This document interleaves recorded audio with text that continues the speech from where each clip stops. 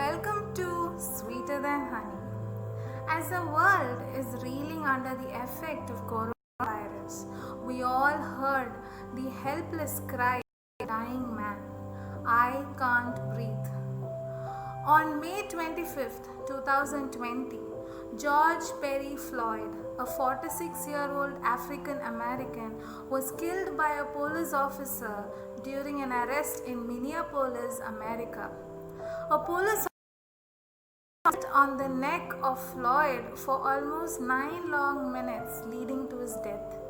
His death and the behavior of the officers involved led to an international Black Lives Matter protest all around the world.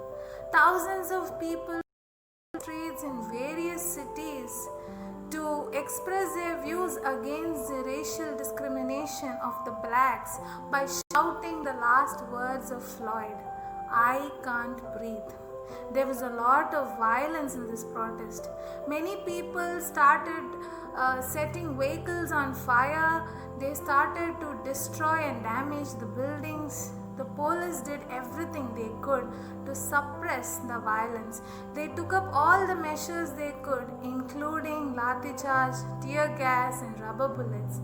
A lot of people were hurt during the police firings. There were curfews in almost in a place called Brooklyn. The police even drove a vehicle against the protesters. As each day went by, the situation just got worse. But after few days, an amazing twist took place in all these protests. And since that, the violence reduced drastically in almost all the places. So what exactly happened?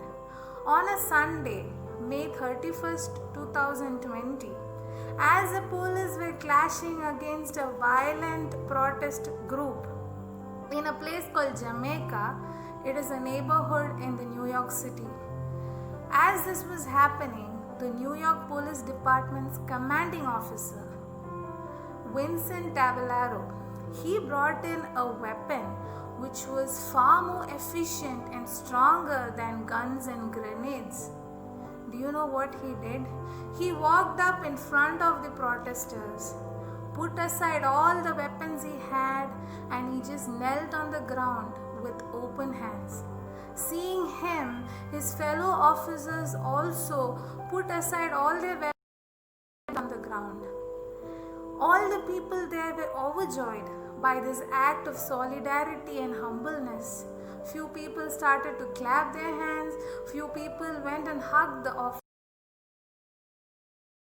This incident took to the social media and it just became viral in the country. In another incident, another high-ranking official also knelt along with the protesters and told them, "You all are my brothers and sisters, and I want you all to be out here protesting against the injustice. But please be peaceful."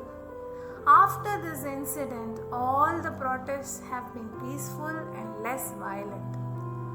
So what exactly is the secret ingredient in reducing the anger and the violence of these protesters?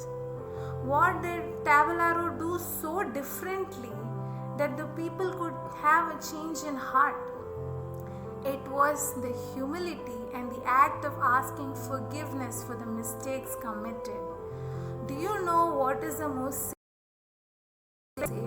It is sorry. If you ask it genuinely and sincerely, lot of miracles will happen in your life. Some people will say, forgiving another is a very hard thing to do. But in fact, asking for forgiveness is a much greater task than itself. In fact, all the wars on this world happen because one or two people decided to not let go of their ego and not ask for sorry. Nowadays, we live in a world we just don't apologize for the small mistakes we do, let alone asking for forgiveness. But Bible teaches us differently. In the Gospel of Matthew chapter 5 verses 23 to 24, Jesus says, "If any of you have something against your brother, go reconcile with him and then come and offer the gift."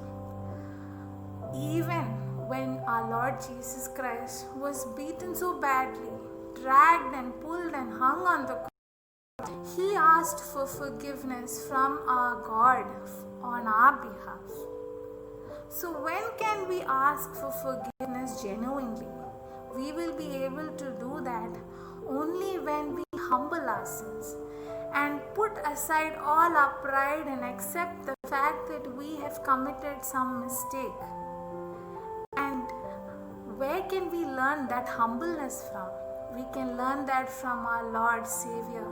When he rode on a donkey, when he washed the feet of his disciples like a servant, when he died on the cross for our sins, even though he was a King of Kings and Lord of Lords. Dear friends, it is each one of our responsibility to admit the mistakes we did, to admit when we are wrong, and ask from our fellow beings and also from God. Whether or not the other person chooses to forgive us, that's beyond our control. But when we do our part sincerely, God will definitely forgive us.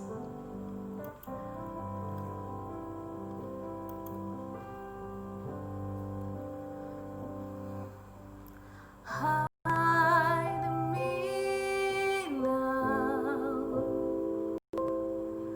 under your wings. Cover me within your mighty hands.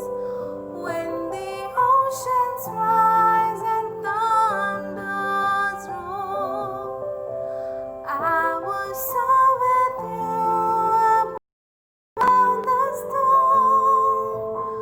Father, you are King over the flood, and I will be still, know you are God.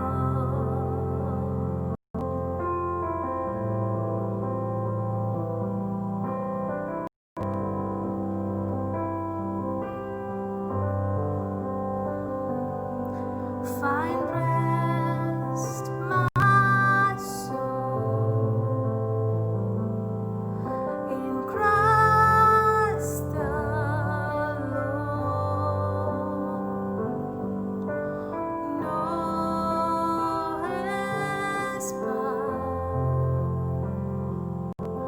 in quietness and trust. When the oceans rise and thunders roar, I will soar with you above the storm. Father, you are King over the flood, and I will be still and know you're God. No matter how far we stray, no matter what we do, when we turn back and repent and ask God to forgive us, He will and He does. Thank you.